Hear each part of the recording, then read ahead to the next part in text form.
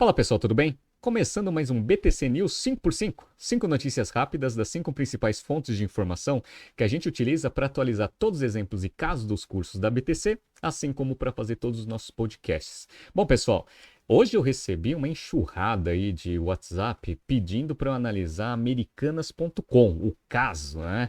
Então vai ser basicamente isso que a gente vai fazer nesse BTC News. E eu já faço um disclaimer, vou pedir desculpa a muitas pessoas que comentaram nos vídeos ali do BTC News da última semana, pedindo para eu analisar algumas empresas. Eu tinha prometido que ia fazer hoje, mas infelizmente pela demanda aí para análise da americanas.com, vou ter que deixar para a semana que vem. Mas fiquem tranquilos, tá no pipeline aqui da BTC. Bom, e relembrando que no dia 23 de janeiro a gente dá início à primeira turma de 2023 do Strategy and Finance Program, nosso curso completo para a tomada de decisões estratégicas alicerciado em conhecimento de finanças corporativas e valuation e estratégia empresarial.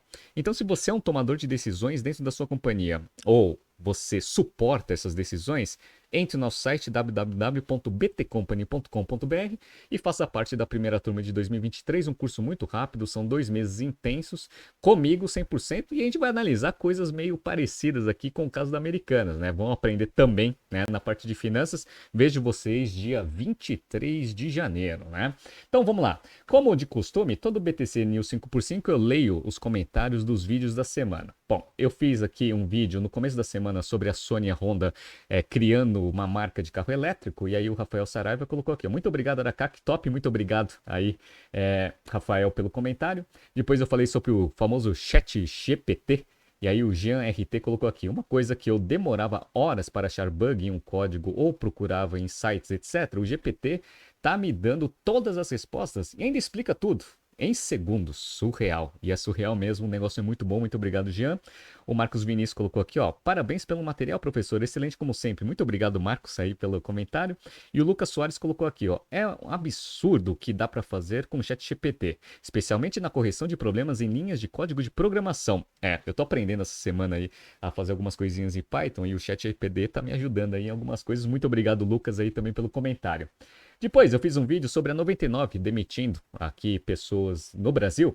E aí o Rogério Ueno aqui, que foi ex-aluno da BTC, ele colocou aqui, parabéns Aracac, conteúdo de qualidade como sempre. Já escrevemos outros colaboradores da Cefar nos cursos da BTC. Pô, muito obrigado, Rogério, aí, pela preferência, né? Você poderia comentar a saída do CEO da Americanas, inconsistência de 20 bi divulgadas hoje? Dia 11 do 1. Abraços e bom 2023 para você e para toda a equipe BTC. Desejo também, em nome da BTC e meu nome, obviamente, um feliz 2023 para você, viu, Rogério? Muito obrigado pela audiência. João Pedro, ótimas análises, como sempre, Renato. Vocês poderiam falar também um pouco sobre o ramo de fertilizante no Brasil? Seria legal uma análise, por exemplo, das empresas Mosaic Fertilizantes e Ara Brasil, que tem atuação forte aqui no país. Pode ter certeza, João Pedro, vou colocar no pipeline, só não prometo que eu vou fazer no próximo BTC News 5x5, mas talvez daqui 2 semanas eu vou fazer, já estou deixando ali e já vou procurar alguma notícia relevante, tá? Muito obrigado pela sugestão, muito obrigado pelo comentário. E por último, eu fiz um vídeo sobre a Apple internalizando a produção de telas, que ia impactar fortemente ali a Samsung e a LG. Aí o Fábio Lucas colocou aqui, análise ótima, top, top, muito obrigado, Fábio. O W colocou aqui, Apple morreu, mas passa bem. Pois é, a Apple aí, 2 trilhões, ainda está muito bem aí no mercado, diferentemente da Americanas, né? E o Lorenzetti Chiaretti colocou aqui, ó, ótima análise, pessoal. Poderiam dar uma olhada no rombo contábil da Americanas? 20 bilhões não é brincadeira.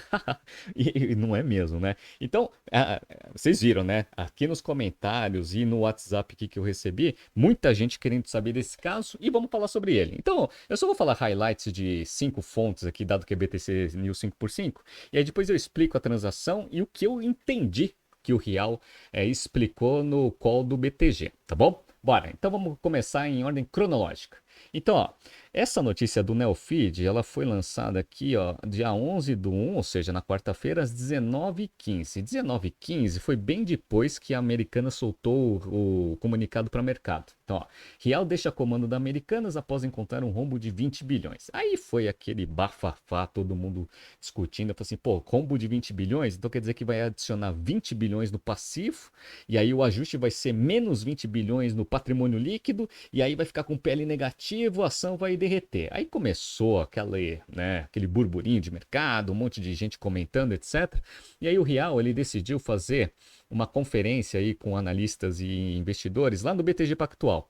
E aí o Bloomberg Linha colocou aqui, ó, Sérgio Rial explica como descobriu falhas de 20 bilhões em 9 dias como CEO. Aí ele explica lá um pouco, que a gente vai até ver uma parte aqui da conferência que ele fez, mas basicamente ele olhou a conta de fornecedores e viu que tinha uma operação que chama risco sacado. Daqui a pouco eu explico para vocês o que que é. Beleza. Aí uma vez que ele explicou esse negócio, muita gente não entendeu, né, o que ele explicou em termos contábeis e como que isso ia refletir no balanço. E aí o que aconteceu? Pânico. Então, ó, Americanas, ações caem 80% na B3, 22% em Nova York e derrubam varejistas. Aqui a notícia da Forbes, né? Então, o que aconteceu? Abriu o pregão, todo mundo querendo vender ação. Ela até entrou em leilão, então só começou a ser tradeado efetivamente esse negócio ali lá para as 2 horas da tarde. E aí foi uma desgraça total. Depois eu mostro para vocês quanto foi a queda, né? Mas perdeu muito valor. Bora. E aí depois o que aconteceu? Depois que todo mundo começou a entender o que aconteceu ali, né, no call ali com o Real. Não entenderam direito.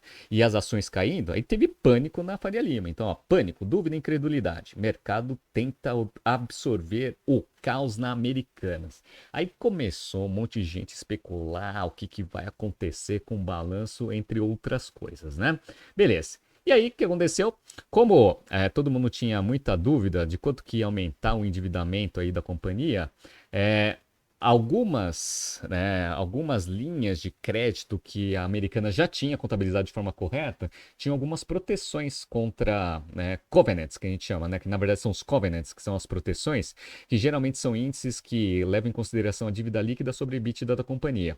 Se você colocar 20 bilhões, que era o que o pessoal estava achando que ia colocar lá, aí esse dívida líquida sobre EBITDA ia passar de 8 vezes. Aí passa de 8 vezes, aí que você tem que fazer, putz, vai antecipar aquela dívida que você tem que pagar no longo prazo para curto prazo. E aí o que acontece? Geralmente a empresa que não consegue cumprir um covenant, ela não tem dinheiro para honrar uma dívida que ela tinha programação para pagar daqui 2 anos, por exemplo, pagar hoje. Tá? E aí ela quebra. E aí o que aconteceu? Valor econômico. Principais credores concordam em enrolar dívida da Americanas. Então, quem são credores que têm proteções, eles olharam a situação e falaram o seguinte, ó, fica tranquilo, tá? Mesmo que você não cumpra o covenant fazendo o ajuste contábil, a gente te dá mais prazo. Mas provavelmente vou cobrar os juros mais altos. Por quê? Porque uma coisa que acontece é, você empresta dinheiro para uma empresa que tem 20 bilhões de dívida, é uma coisa. Tá? Agora, quando você vai emprestar dinheiro para uma empresa que tem 30 bilhões de dívida, que foi o que o Real minimamente falou que a empresa vai ficar depois dos ajustes contábeis, aí obviamente o risco é maior, taxa de juros é maior. Então, provavelmente aqui o prazo vai ser concedido, no entanto, né, a taxa de juros vai aumentar, o que obviamente causa uma perspectiva negativa aí para o mercado. Bora. Agora deixa eu explicar para vocês o que é a operação do risco sacado, né? Risco sacado basicamente é o seguinte, é de uma forma bem simplória, tá? Não vou entrar na tecnicidade aí da operação. Mas é um instrumento que geralmente acontece, né, que existe no mercado, que uma empresa ela tem que pagar fornecedores para ela conseguir mais prazo com fornecedores, ao invés de você negociar direto com eles, você negocia com o banco. E aí como vai funcionar essa operação? Presta atenção. Imagina que eu tenho um fornecedor que eu preciso pagar daqui 30 dias, tá? Só que eu queria pagar ele só daqui 90 dias, beleza? Ou seja, eu queria ganhar mais 60 dias de prazo. Como eu posso fazer isso, né? Aí, eu posso negociar com o Itaú, por exemplo, falar o seguinte, Itaú, você pode me abrir uma linha ali de, sei lá, 100 mil reais, né, de crédito para risco sacado? Beleza. Aí ele vai falar assim, vai analisar a BTC, vai ver um pouco do balanço, etc. Vai falar, beleza, tá aberto. O que isso significa? Eu posso ficar usando esses 100 mil reais aí para pagar fornecedores. Beleza. Aí o que vai acontecer? Aí eu tenho um fornecedor que eu preciso pagar 10 mil reais daqui 30 dias. Eu vou chegar para ele e vou falar o seguinte, olha, quem vai te pagar não serei eu. Tá? Você vai fazer o seguinte, você vai acessar a linha de risco sacado do Itaú, que está, né, ligada aqui à BTC, e eles que vão te pagar. Beleza, aí o que vai acontecer? O fornecedor da BTC vai conversar com o Itaú daqui 30 dias vai depositar na conta dele. Só que eu que teria que pagar 10 mil reais ali na conta do fornecedor daqui 30 dias. Só que foi o Itaú que pagou. Então, para quem que eu vou pagar esses 10 mil reais? Eu vou pagar para o Itaú. Só que eu vou pagar para o Itaú daqui 90 dias. tá? Obviamente, o Itaú vai me cobrar uma taxa de juros por esse prolongamento de pagamento, né, que eu consegui com essa linha de risco sacado. E aí, o que vai acontecer? Eu vou ter que pagar os 10 mil reais mais a taxa de juros, entenderam? Tá? Por que que eu faria isso? Eu faço isso porque eu quero mais prazo, ou seja, eu quero melhorar o meu capital de giro, essa é a primeira razão. Segundo, que os custos financeiros para fornecedores nesse tipo de transação são mais baratos do que linhas tradicionais que eles conseguiriam. Basicamente é isso. E aí você consegue baratear aí a sua cadeia de suprimentos e ainda ganhar prazo no capital de giro. Basicamente é isso que é a operação de risco sacado. Como que essa operação ela é contabilizada ali nas empresas? Então, ó, eu vou começar aqui com o tradicional. Qual que é o tradicional? O tradicional é o que a Via, que era a antiga Via Varejo, faz no seu balanço. Presta atenção para quem está vendo no YouTube. Ó, quando tem a linha fornecedores, ele tem aqui, ó, fornecedores, que aqui em 2022, cadê? 2020, ó, final de 2021, ele tinha 7 bilhões 750, ou seja, ele teria que pagar fornecedores 7 bilhões 750, só que ele tem um outro aqui, uma outra linha destacando, fornecedores convênio, que tem 1 bilhão e 900. O que é esse fornecedores convênio? São os fornecedores que estão acessando o risco sacado ali da Via, entenderam? Para fazer o quê? Para fazer aquele processo de antecipação de recebimento. Então ele recebe ali, ou antecipação ou recebimento no prazo. Ele recebe no prazo ou recebe antecipado. E aí, o que vai acontecer? A Via agora vai ter que pagar o banco com um adicional de juros. E aí ele explica aqui nessa nota explicativa, basicamente, que toda vez que ele tem que pagar juros por essa operação de risco sacado, a princípio isso é reconhecido como despesa financeira lá no PNL, lá no DRE. Então, entra uma despesa financeira. Por quê? Porque na hora que você transfere aqui o que está em fornecedores para fornecedores convênio, ele já vai adicionar aqui a taxa de juros que vai ser cobrada. Beleza, então você tem lá, vai 100 aqui de fornecedores. Quando passa ali para fornecedores convênio, vai para 102. Aí você fala assim, desbalanceou o balanço, né? Porque era 100, agora 102. Aumentou o passivo em 2. Se aumenta o passivo em 2, você tem que diminuir o PL em 2 para conseguir deixar o balanço ajustado nessa transação. Como que o PL vai ficar com menos 2? Ele vai ter um prejuízo de menos 2 por causa da despesa financeira ali do PNL. Entenderam? Tá? Essa transação que deveria ser feita ali nas lojas americanas e que o Riel descobriu que não é feito dessa forma. Esse que é o ponto, tá? É um pouco mais complexo que isso que eu vou mostrar no Excel, mas vocês entenderam o racional, certo? Beleza. Tem um outro tipo de risco sacado que, na verdade, ele gera uma receita financeira. Olha que interessante. Aqui é Magazine Luiza. Aí eu peguei aqui, ó, Magazine Luiza, tem aqui fornecedores, nota 17, tem aqui 8 bilhões 606 aqui de fornecedores. Aí ele fala que ele tem o risco sacado. Só que como que funciona o risco sacado aqui da Magazine Luiza? É um pouco diferente. Eu vou negociar com o fornecedor que eu vou pagar ele daqui 60 dias. Beleza, negociei, vou pagar 100 mil reais para ele. Legal. O que vai acontecer? O fornecedor, às vezes, ele não quer esperar 60 dias para receber. Então, o que ele vai fazer? Ele vai acessar a linha de risco sacado da Magazine Luiza para antecipar esse pagamento. Então, ele ia receber 60 dias se eu fosse pagar ele. Aí ele entra na linha de risco sacado do Itaú e aí ele consegue o negócio à vista. Olha que interessante. Só que o que acontece nessa transação que está escrito aqui na nota explicativa? Quem paga os juros nesta operação, do jeito que ela foi desenhada, é o fornecedor. Então, lembra que eu sou o Magazine Luiza, vou pagar 100 mil reais no meu fornecedor daqui a 60 dias. O meu fornecedor chega para o risco sacado do Itaú e fala o seguinte, ó, eu quero receber aqueles 100 mil reais hoje. Eu iria receber daqui a 60 dias, eu vou receber hoje. Tá bom? Beleza. O que o Itaú vai fazer? O Itaú vai falar o seguinte, tá bom, só que eu vou te entregar, em vez de 100 mil reais, 90 mil reais. Ah, por quê? Porque 10 mil reais é os juros que eu estou te cobrando dessa antecipação. Aí o fornecedor vai ver se vale a pena. Se ele consegue antecipar esse recebível com algum outro banco com uma taxa de juros menor, geralmente não, aí ele aceita. Então ele recebe 90, o banco ganha 10. Olha que interessante. A Magazine Luiza, ela vai pagar 100 mil reais daqui a 60 dias, só que ela não vai pagar mais para o fornecedor. Para quem que ela vai pagar? Ela vai pagar para o banco. Aí você vai pensar, pô, qual que é a diferença para a Magazine Luiza pagar daqui a 60 dias o fornecedor ou pagar o banco se é o mesmo valor? A diferença é a seguinte, o banco, ele não cobrou 10 mil reais de juros ali do fornecedor? Cobrou, né? Uma parte desses 10 mil reais ele devolve para a Magazine Luiza.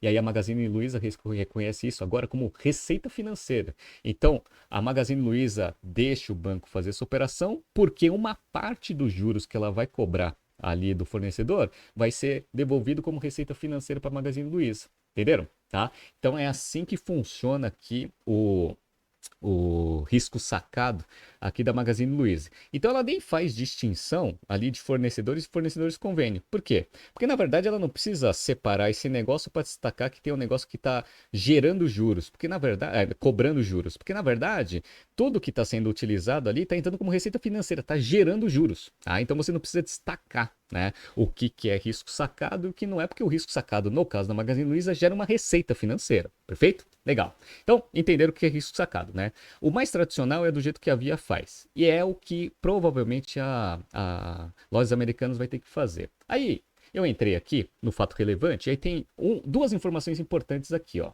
Então, vamos lá. Numa análise preliminar, a área contábil da companhia estima que os valores das inconsistências sejam na dimensão de 20 bilhões na database de 30 de nove de 2022. A companhia estima que o efeito caixa dessas inconsistências seja imaterial. Essa é uma informação importante. Bom, primeiro os 20 bi, o Rial vai falar ali que na verdade é em torno de uns 16. Tá? Ele vai falar ali no qual que eu vou mostrar para vocês. A segunda coisa é que a empresa fala que, apesar desses 20 bilhões ali estimados, não vai ter efeito caixa, ou seja, não vai mudar ali a posição de caixa. Isso é uma informação interessante. Por quê? Porque, na verdade, o que vai acontecer é que o fluxo de caixa está correto. Só a forma que foi contabilizado que está incorreta. Tá? Então, isso é bom, porque a princípio não teve desvio de dinheiro. Esse é o ponto principal. O que não isenta este caso de inconsistência de uma fraude contábil. Por quê? Porque essa mudança de contabilização de números eventualmente pode mudar o quê? Lucro, tá? E aí vocês vão ver que todos os ajustes que foram feitos foram para aumentar o lucro da companhia, o que pode eventualmente ter sido trigger para bônus de executivo, entre outras coisas, mas está sendo investigado e vai demorar um pouco para eles conseguirem chegar a uma conclusão. Então, a princípio, inconsistência. Não se sabe se foi feito de forma proposital. Esse que é o ponto, tá? Beleza. Aí vamos lá. Aí eu tô aqui, ó, com a conferência aqui do Rial. Tá? No BTG. Eu vou pegar um trecho, a gente vai ouvir junto, e aí depois eu vou tentar traduzir o que ele falou no balanço aqui da Magazine Luiza, e daqui a pouco eu mostro um Excel do que eu acredito, a partir do que o Rial falou, dos ajustes que serão necessários. Preste atenção então. Vou até dar uma pausada aqui no meu som e a gente vai ficar ouvindo só o Rial aqui. Vamos lá. Opa, vamos lá, deixa eu só dar uma atualizada aqui, rapidinho, tá? Porque eu tô aqui na internet, ele deu um pequeno pau. Vamos lá. So, Agora deixa eu achar aqui onde que tava, né? Então vamos lá, deixa eu achar aqui. do PL. Então, tão logo dado o que gerar, vem aqui. Vamos lá. There's going to be any questions from Ana Maiara. me. Gira uma linha mais ou menos de 6 bilhões de reais, a linha de fornecedores hoje é meio parecida. Quando no fato Vamos lá, hein, ó. Vamos prestar atenção aqui o que vai ser a pergunta e como que o Rial vai responder. Vamos lá, vou desligar meu microfone, hein? relevante tem, dizendo que tem essa inconsistência de 20 bilhões, não fica claro para mim se existe esse risco sacado de 20 bilhões, 17, uma ordem de grandeza dessa com os bancos, que não está contabilizado no balanço, que implicaria aí um pagamento para um ano. Então não é isso. Não está isso. Tudo no balanço, até onde a gente, com os devidos disclaimers, né? De novo, porque a gente não foi linha a linha. Até onde a gente está tudo no balanço, e primordialmente. So the question was again requesting whether the 20 billion reais that we were talking about, whether it is, how much that is bank debt, is it in the balance sheet? It isn't in the balance sheet. So what I'm trying to make a point that with the big disclaimer of 9 days being inside of the company, not having been able to reconcile or get any independent opinion of what we saw, it is all in the balance sheet. So it's all in the balance sheet. So if you take, but where is the supply finance actually? It's in the account of suppliers. But Sergio, if it's in the account of suppliers, I don't see 15 or 16 billion. I see a smaller number. I see a number of 4, 5. The reason why is because the company had activated a number of accounting entries. Some of them would have to go to the P&L. Some of them eventually could have gone against the net worth. They put it as reduction items to the supplier's account. So you start with 17 or 16, depending on where you cut, and then minus accrued interest paid, which was not expensed, but was activated. It was paid. So all was paid, but was used as a debit to that account. So if it's 16, minus 4 becomes 12, the supplier's account. And then you have a number of other items, which are, in my view, inappropriate to be accrued against the supplier's account. If you ask me, from everything we were able to see, the supplier's account of Americanas is somewhere, depends on the quarter, somewhere between 6 and 7 billion. So if I would have to clean it, and the debt would be, depending on the time, higher than 30 billion reais.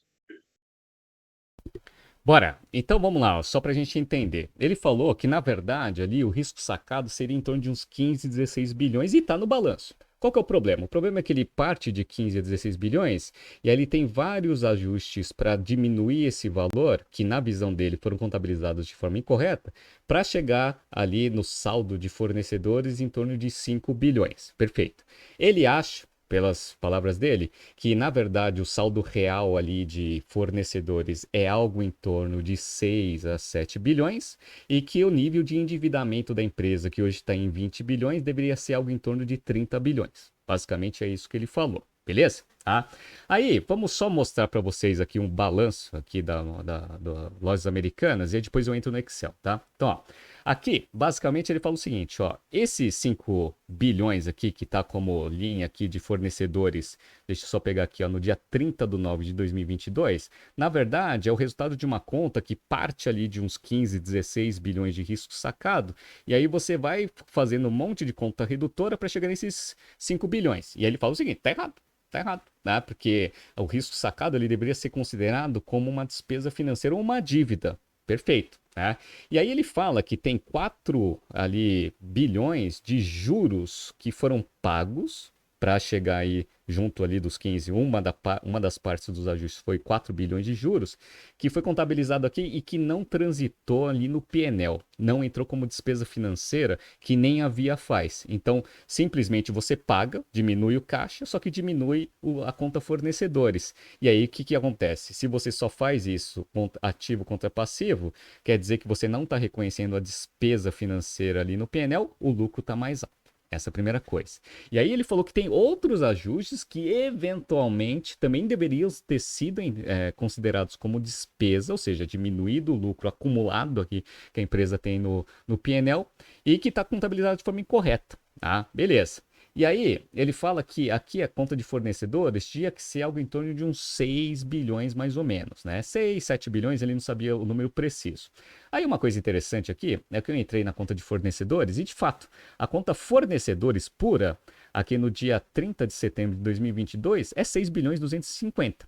Só que ela tem uma conta redutora aqui, ó, que é acordos comerciais que tem a ver com o risco sacado, que é de 1 bilhão e 200 negativo. Ele fala que não deveria ter isso. Né? Na verdade, você deveria manter o saldo de fornecedores 6 bilhões 250, só que aí você ia ter um aumento ali no passivo. Aumento no passivo para você conseguir ajustar, ou eventualmente você diminui aqui o lucro acumulado, tá? Ou eventualmente você sobe um ativo e ele falou que tem alguma coisa registrada no balanço do lado do ativo também. Beleza, tá? Aí, vamos lá. O que eu acho que vai ser a contrapartida aqui?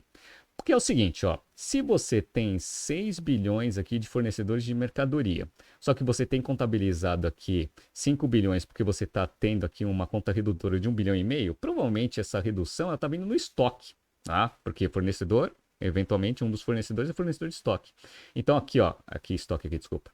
Estoque aqui no dia 30 de 9 de 2022, ele está em 5.777. Provavelmente eles devem ter contabilizado aquele 1,2 bilhão como desconto. tá?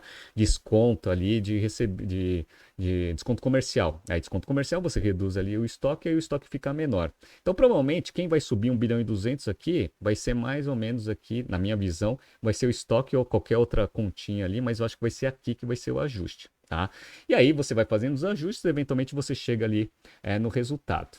E aí ele fala que a dívida aqui da empresa vai ficar em torno de uns 30 bilhões, um pouquinho mais. Beleza. Então, ó, como ela estava aqui em 19, a gente não sabe a posição ali do quarto trimestre, provavelmente deve ter aumentado um pouco. Então deve adicionar aqui algo em torno aqui de uns 10 bilhões, aí vai para uns 30 bilhões.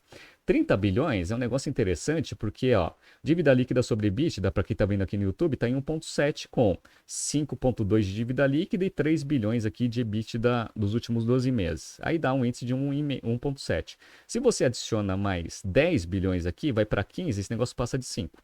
Passa de 5, tem várias dívidas com proteção de 3,5. Aí dívidas com proteção de 3,5 com amortização lá no futuro vão vir para curto prazo. Aí a necessidade de capitalização para você conseguir diminuir a dívida líquida aumentando caixa. Tá? Então Jorge Paulo Lema e o pessoal vai precisar aí colocar dinheiro na companhia. E aí o que aconteceu? Pânico, né? Então só para mostrar para vocês, ó, as ações fecharam aqui em torno de 12. Aí abriram hoje aqui a 2,60, né? Uma queda abrupta e fechou a 2,72, uma queda de 77% no dia, né? Só que, vamos lá, agora vem o ponto. Eu vou tentar aqui, deixa eu mostrar o Excel para vocês aqui, vamos ver se eu consigo aqui, ó. Vamos lá. Então, ó, todo mundo aqui olhando para mim aqui no Excel, tá? Para quem tá vendo no YouTube, tem que ver no YouTube, hein, pessoal? Vocês que estão ouvindo o podcast tem que acessar o vídeo depois. Então, ó, eu fiz aqui, eu vou fazer o que eu acho que... Eu vou tentar traduzir o que eu acredito, o que eu entendi que o Rial falou que precisa ser feito, tá? Tô fazendo aqui alguns números meio aproximados aqui, né? Então, ó, presta atenção. Então, a posição do balanço do terceiro trimestre de 22 aqui da Magazine Luiza, ou da Americanas, é o seguinte, ó. Ela está com um estoque de 5 bilhões, como a gente viu lá, e aí tem outros ativos em 42, porque o total de patrimônio ali da Americanas é 47 bilhões. Beleza. Aí você tem, ó, obviamente, no passivo e patrimônio líquido também 47 bilhões. Como que está composto esse 47 bilhões? Ele tem aqui 15 bilhões de patrimônio líquido. Beleza, então o patrimônio líquido está positivo. E ele tem 32 bilhões de passivos. Aí, presta atenção aqui no que eu vou mostrar. Pelo que ele falou, o risco sacado ele está aqui no balanço. Só que o que acontece? Ó, ele está aqui 17. Só que aí, até você chegar em fornecedores, porque está sendo tudo contabilizado em fornecedores, você vai tirar, ó, ele reduz aqui 4 bilhões de juros que foram pagos do risco sacado. Ajuste para estoque a menor, que eu acredito que seja uma dos ajustes que vão precisar ser feitos aqui, 2 bilhões. Aí, como esse negócio está sendo feito de forma incorreta desde 2016, o estoque a menor, ele também faz o custo da mercadoria ser menor. Se o custo da mercadoria é menor nos últimos 6 anos, quer dizer que o lucro dos últimos 6 anos também está maior do que deveria, porque o custo está menor. Então, teoricamente, você tem que fazer esse ajuste também aqui nos últimos anos. Aí eu coloquei aqui um desconto de fornecedores aqui de custo histórico aqui de 6 bilhões. E aí tem um ajuste de fornecedores que eu vou usar mais para frente, 0. Aí quando você soma tudo esse cara aqui, ó, 17 menos 4 menos 2 menos 6, aí você tem os fornecedores de 5 bilhões, que é o que está contabilizado ali. Aí ele tem uma dívida bruta de 20 bilhões, como eu mostrei para vocês. E aí tem outros passivos aqui em 7 e risco sacado não tem nada. Aí essa que é a coisa que o Rial não gosta aqui, né? Que deveria ter o risco sacado até para o nível de dívida ficar mais transparente. Ou seja, nível de dívida hoje, quando você soma o que está contabilizado como risco sacado, que é 0, e dívida bruta, a princípio tem 20 bilhões, tem 14 bilhões de dívida ali, de caixa no terceiro trimestre de 22. Quando você pega a dívida líquida, que é 20 menos 14, dá 6. Como você tem um EBITDA dos últimos 12 meses de 3, você está ali com dívida líquida sobre EBITDA próximo de 2, né? 1,7 ali. Então, isso daqui é a situação atual aqui, e essa construção aqui foi o que aconteceu ali, baseado no que o Rial falou. Aí, o que eu acho que vai precisar ser feito, né? Então, eu vou mostrar 4 ajustes que eu acho que vai ser feito baseado no que o Rial falou. Então, vai ser o seguinte, ó, primeiro ajuste. Então, ó, primeiro ajuste aqui vai ser os juros. Então, ele falou o seguinte, ó, esses juros aqui que está em menos 4 aqui, que está reduzindo aqui o risco sacado, teoricamente, ele deveria ter transitado no PNL, reduzindo o lucro acumulado. Então, ó, tirei aqui, ó, somei 4 aqui para dar 0. E aqui, ó, já joguei menos 4 aqui também, ó, pimba, aqui, para conseguir fazer menos 5. Então, ó, simplesmente transferi menos 4 daqui e joguei menos 4 para cá. Então, a posição ficou aqui, ó, menos 4, menos 1, menos 5 de lucros e prejuízos acumulados. Aumentou o prejuízo acumulado aqui. Beleza. E aí você mantém aqui, ó, o P&L agora diminuiu de 15 para 11. Só que o passivo aqui aumentou de 32 para 36. Então, quando você soma aqui os dois, vai dar o quê? Vai dar 47. Então, ó, manteve-se 47 aqui do passivo e patrimônio líquido e manteve-se aqui 47 no patrimônio. Tá batendo o balanço, a única coisa que aconteceu é que eu tirei o menos 4 daqui e adicionei aqui. Beleza, tudo do mesmo lado do balanço. Agora fornecedores passou de 5 para 9. Beleza, esse é o primeiro ajuste que eu acho que precisa ser feito. Qual que vai ser o segundo ajuste? O segundo ajuste aqui, ó, vai ser o desconto de fornecedores. Beleza. E aí o que vai acontecer? Vai ter que majorar o estoque e aumentar os fornecedores. Então, ó, eu vou tirar esse descontinho aqui, tá? Daqui, beleza. Só que aí, ó, o que vai acontecer? Eu vou tirar aqui e aí vai para 0. Então, eu estou somando 2 aqui. Menos 2 mais 2 dá 0. Então, ó, 5 mais 2, 7. Beleza. Aí eu aumento o patrimônio para 49. E o que eu vou fazer aqui? Também vou aumentar o passivo mais patrimônio líquido em 9, porque eu tirei esse menos 2 aqui. Beleza? E agora fornecedores aumentou para 11. Então, ó, aumentei fornecedores de 9 para 11. Aumentei o estoque de 5 para 7. Beleza? Legal? Tá? Então, entenderam, né? Aqui ainda o endividamento tá normal. Mas calma que tem que fazer mais ajuste. Qual que é o próximo ajuste que eu vou fazer? Ó? O próximo ajuste é eu conseguir tirar aqui tudo que foi, né, utilizado ali como, né, custo a menor histórico de 2016 até 2022 e reconhecer isso como um prejuízo. Então, eu tive um custo a menor aí em 6 anos, eu tive um lucro a maior. Tá? Então, o que vai acontecer? Ó? Vou puxar esses 6 mil aqui para cá. Então, ó, menos 5, menos 6... vai dar menos 11. E aí eu zero essa conta aqui. Não mudei a posição de passivo e patrimônio líquido da companhia e mantive a integridade aqui do patrimônio da companhia. Agora vem o ajuste final. Qual que é o ajuste final? O ajuste final é o seguinte. Eu tenho que começar a reconhecer o risco sacado, certo? Para reconhecer isso como dívida. Isso que o Riel tá argumentando. Para fazer isso, ó, vocês estão vendo que a gente está com uma posição de fornecedores de 17, que a princípio é todo o risco sacado. No entanto, ele falou que a conta de fornecedores ela tem que ficar com saldo entre 6 e 7 bilhões. O que significa que a diferença entre 6 e 7 bilhões aqui do risco sacado, né, vai ser o risco sacado de fato. Então, ó, vai ter que fazer um ajuste assim, ó. Então, a gente vai tirar esse 17 aqui desse risco sacado e vai começar a reconhecer como dívida do risco sacado. Só que eu tenho que deixar um saldo de 6 aqui nos fornecedores. Então, ó, 17 menos 6 de fornecedores, eu vou reconhecer aqui 11 bilhões aqui de dívida de risco sacado. Aí o que vai acontecer? Eu só transformei o 17 em 6 de fornecedores e 11 de risco sacado. E aí o que vai acontecer? O passivo ele se mantém em 44, beleza? Não tem problema nenhum. E aí, ó, olha que interessante, a gente mantém os 49 aqui, né, de passivo e patrimônio líquido e mantém aqui porque a gente só mexeu ali nas contas de passivo. Pronto. Qual que é a situação agora da empresa? Agora, ela passa de uma dívida bruta de 20 para uma dívida bruta de 31, que é o que o Riel falou. Como o caixa é 14, a dívida líquida vai ficar 31 menos 14, vai ficar 17. O EBITDA dos últimos 12 meses tende a mudar também, porque você vai aumentar o custo eventual, mas vamos pegar a dívida líquida sobre EBITDA aqui, o EBITDA dos últimos 12 meses, do jeito que está contabilizado, vai dar 3. Então, aqui, no melhor das hipóteses, a dívida líquida sobre EBITDA vai ficar em 5,67, que já bateu o covenant. Tá? Então, vai precisar de aporte de capital? Vai precisar. Se tiver que fazer mais algum ajuste aqui, para ajustar o EBITDA aqui, eventualmente vai ser para menor. E aí, se for para menor, eventualmente essa conta aqui vai ficar até pior do que está calculado. Mas vocês perceberam que a empresa passou de uma empresa que hoje mostra um PL de 15 para um PL de 5. Aqui, se eu entendi bem o que o Rial falou.